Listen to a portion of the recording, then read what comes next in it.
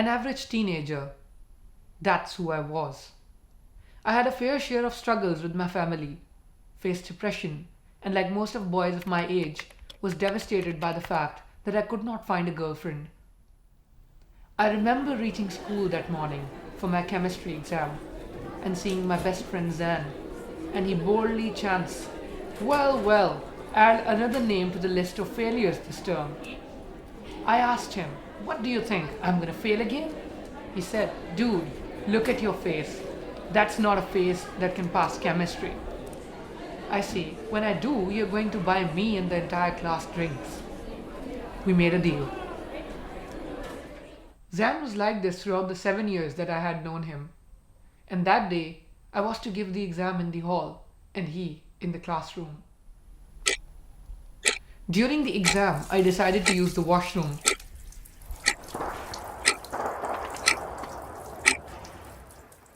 A wedding celebration, perhaps. At this time? It was at that moment I saw him for the first time.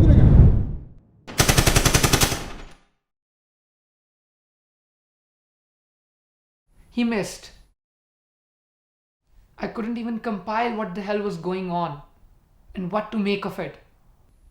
I stayed out of sight for a few minutes. Then I remembered something. I had to do something. Walking out of class was like walking into a horror film. Young boys attempting to escape the auditorium, leaving trails of blood as they dragged their limbs and fall in the corridor. I made the effort to drag anyone I could see into a safer area and lock them there.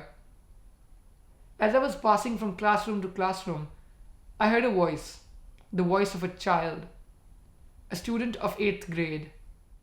He had been shot several times in the chest and through his jaw. "I wish someone could have saved me," he said. It shook me to the core. That changed something inside of me so deep I didn't feel like myself. And then I thought, who am I to survive? I had to save him. I took him into a classroom and evaluated his wounds.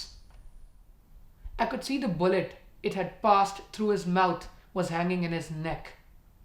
I had to act as quickly as possible. I plucked my 2 fingers and removed the bullet. I then wrapped my shirt around his mouth to stop the bleeding. I remember taking his hand and telling him to keep looking at me and talking to me for my sake so that I can feel that he's here with me. But as the clock ticked, it became harder and harder for me to look at him. We sat in silence and awaited death as footsteps grew louder and louder. And then,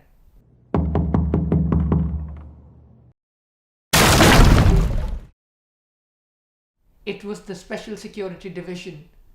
We were saved. I eventually came to know Zan had not made it out. Today, I am a motivational speaker. I study psychology at a university. I have traveled the world as an adventure photographer. And although what happened will haunt me for the rest of my days, I believe that I can fulfill those broken dreams. I am going to fulfill those broken dreams of those 132 students by making the world a better place. And I can make the world a better place by spreading the power of the force that is humanity. दूर कितना दूर आ गया तुझसे हूँ देख माँ दूर कितना दूर आ गया तुझसे हूँ देख माँ अब कैसे मुझे जगाएगी तू अब कैसे गले लगाएगी तू